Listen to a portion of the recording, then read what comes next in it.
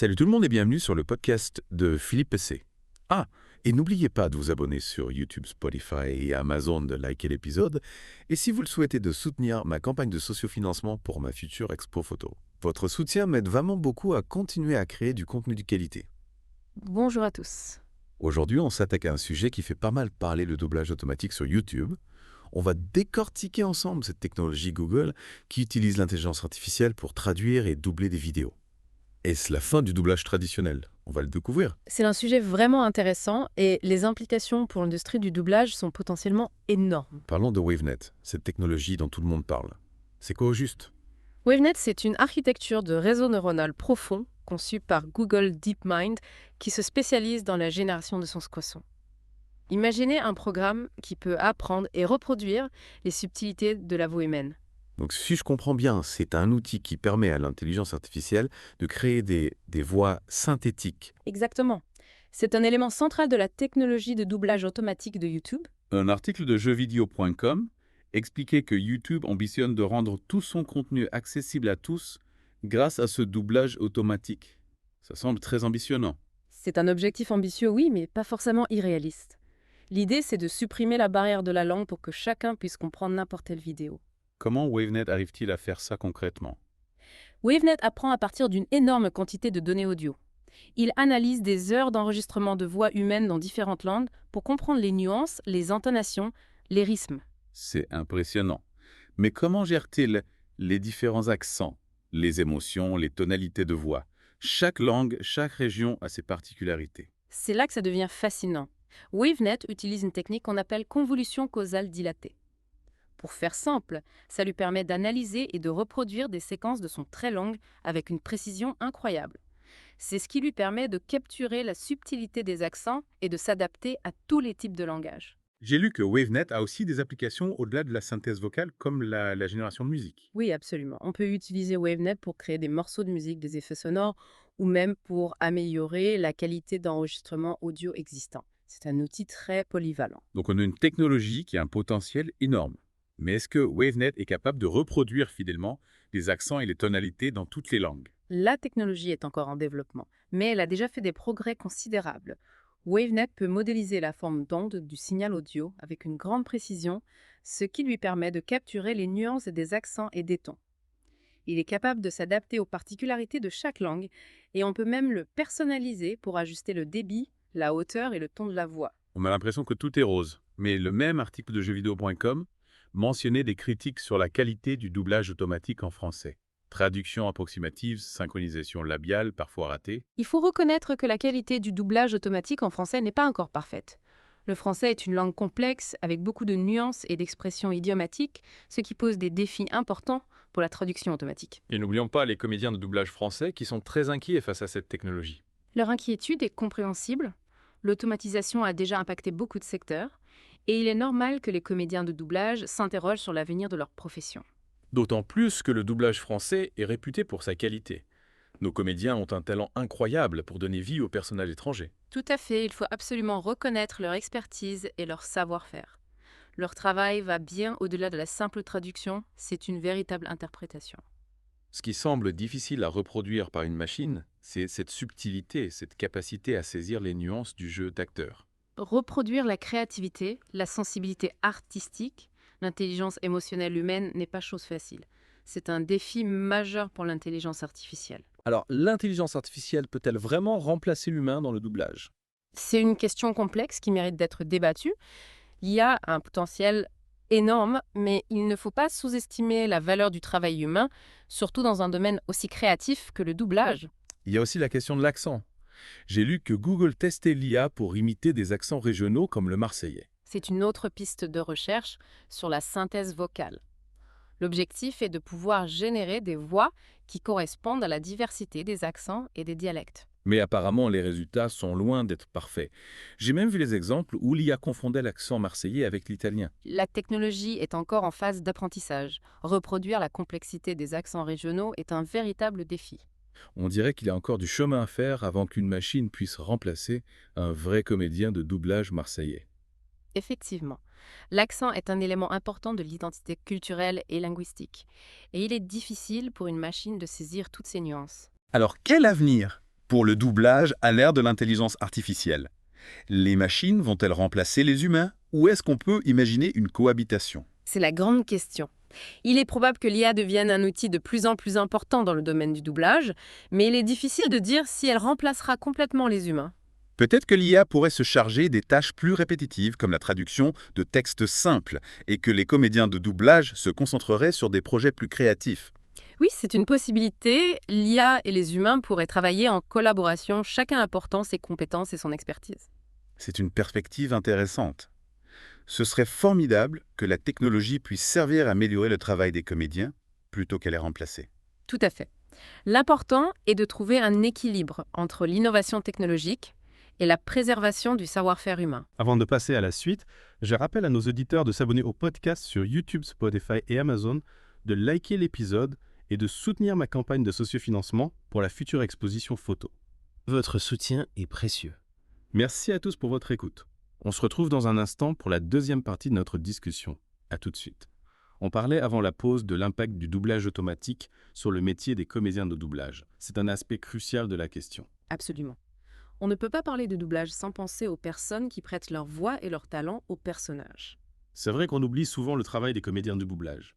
Pourtant, ils sont essentiels à notre expérience de spectateur. Ils donnent vie aux personnages.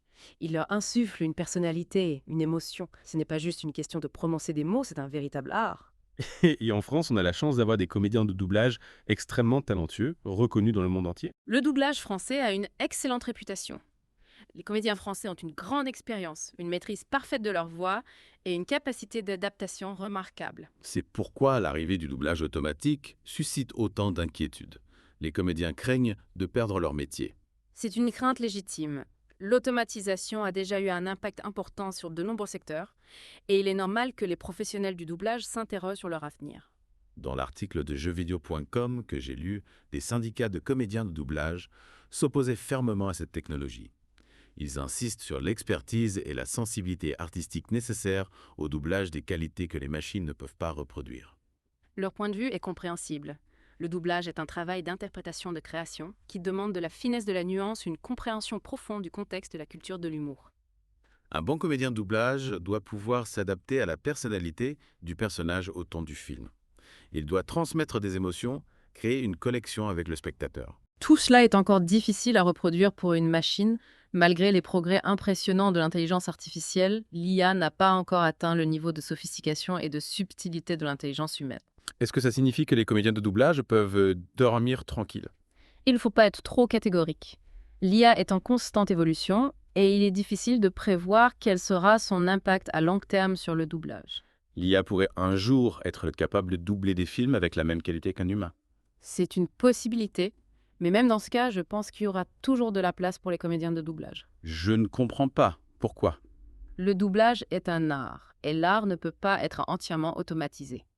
On aura toujours besoin de la créativité, de la sensibilité de l'intelligence humaine pour donner vie aux personnages, pour les rendre attachants. Oui, il y a une dimension humaine dans le doublage qui est irremplaçable. Et puis, il y a la question de la diversité. Le monde du doublage est riche de talents, de voix et d'accents différents. Cette diversité est essentielle à sa richesse et à sa beauté. Effectivement, on a des comédiens de doublage spécialisés dans les films d'action, dans les comédies romantiques, dans les dessins animés. Chacun a son propre style, sa personnalité, sa voix unique. Reproduire cette diversité est un véritable défi pour l'IA, malgré ses progrès.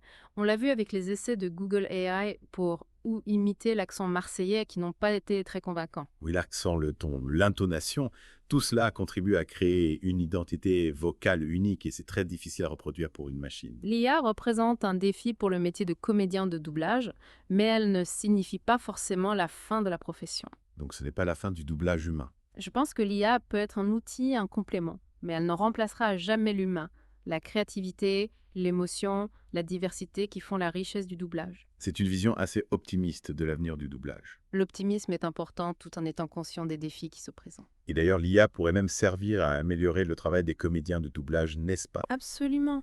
Imaginez l'IA capable de générer des brouillons de doublage que les comédiens pourraient ensuite retravailler, peaufiner, personnaliser. Ou encore l'IA qui synchronise automatiquement les voix avec les mouvements des lèvres, permettant aux comédiens de se concentrer sur l'interprétation. Ce sont des pistes intéressantes. L'IA devrait être un outil au service de la création et non une menace pour les artistes. Un message positif et encourageant pour l'avenir du doublage. L'idéal serait que la technologie et l'humain coexistent et s'enrichissent mutuellement. Une belle conclusion pour cette deuxième partie de notre discussion. Merci à vous. On se retrouve dans quelques instants pour la troisième et dernière partie de notre émission. On parlera alors des enjeux éthiques et des perspectives d'avenir du doublage automatique. Avant cela, je rappelle à nos auditeurs de s'abonner au podcast sur YouTube, Spotify et Amazon, de liker l'épisode et de soutenir ma campagne de sociofinancement pour la future exposition photo. Votre soutien est précieux et me permet de continuer à vous proposer du contenu de qualité. À tout de suite. De retour pour la troisième et dernière partie de notre discussion sur le doublage automatique. On a exploré le fonctionnement de cette technologie, ses avantages et ses limites, ses implications pour les comédiens. Mais il y a aussi une dimension éthique à prendre en compte. C'est un aspect fondamental. Le développement de l'intelligence artificielle soulève beaucoup de questions éthiques et le doublage automatique ne fait pas exception. Par exemple, la question des droits sur les voix synthétiques créées par l'IAMA, qui appartiennent ces voix à Google Era, les comédiens qui ont fourni les données d'apprentissage. C'est un sujet complexe. La question de la propriété intellectuelle est en effet centrale. Il est nécessaire d'établir un cadre juridique clair pour encadrer l'utilisation des voix synthétiques et garantir le respect des droits des artistes. On peut aussi penser au risque de manipulation. L'IA pourrait être utilisée pour créer de fausses vidéos, des deepfakes, où des personnalités tiennent des propos qu'elles n'ont jamais tenus. Le risque de manipulation est bien réel. La technologie de synthèse vocale peut être détournée à des fins malveillantes. Il est crucial de développer des outils pour détecter ces deepfakes et sensibiliser le public aux dangers de la désinformation. Et quid de la diversité culturelle? Si le doublage automatique se généralise, ne risque-t-on pas de perdre la richesse des accents des dialectes des langues régionales? Va-t-on tous finir avec la même voix standardisée? La préservation de la diversité linguistique et culturelle est un enjeu important. Il faut veiller à ce que le doublage automatique ne conduise pas à une uniformisation des voix et à un appauvrissement de notre patrimoine linguistique. Cela rejoint les craintes des comédiens de doublage français, qui ont peur de voir leur métier disparaître, et avec lui la spécificité et l'authenticité du doublage français. C'est un risque à prendre au sérieux. L'équilibre entre l'innovation technologique et la préservation de notre héritage culturel est essentiel. Comment concilier le progrès technologique et les enjeux éthiques? Quelle piste pour l'avenir du doublage automatique? Il est important d'adopter une approche responsable, transparente et inclusive. Il faut impliquer tous les acteurs, les développeurs, les comédiens de doublage, les linguistes, les spécialistes de l'éthique. Il faut aussi informer le public, l'éduquer aux enjeux de l'IA, aux risques de manipulation, à l'importance de la diversité culturelle. Tout à fait. Il est essentiel que les citoyens comprennent les potentialités et les limites de l'IA pour en faire un usage éclairé et responsable. Finalement, l'avenir du doublage automatique repose sur les choix que nous faisons aujourd'hui. Voulons-nous que cette technologie soit un outil au service de la création de la diversité et du progrès, ou la laisser devenir une source de manipulation, d'uniformisation et de déshumanisation? L'IA est un outil puissant, mais c'est à nous de lui donner un sens, une direction. Une belle conclusion pour notre discussion. Merci d'avoir partagé votre expertise avec nous. Merci pour l'invitation. C'était un plaisir d'échanger sur ces sujets passionnants. Chers auditeurs, on arrive au terme de cet épisode consacré au doublage automatique. J'espère que cette exploration vous a apporté des éléments de réflexion. Partagez vos commentaires, vos questions sur les réseaux sociaux. Avant de se quitter, un petit rappel. Abonnez-vous au podcast sur YouTube, Spotify et Amazon, likez cet épisode et soutenez ma campagne de sociofinancement pour la future exposition photo. Merci de votre fidélité et à très bientôt pour un nouvel épisode du podcast de Philippe.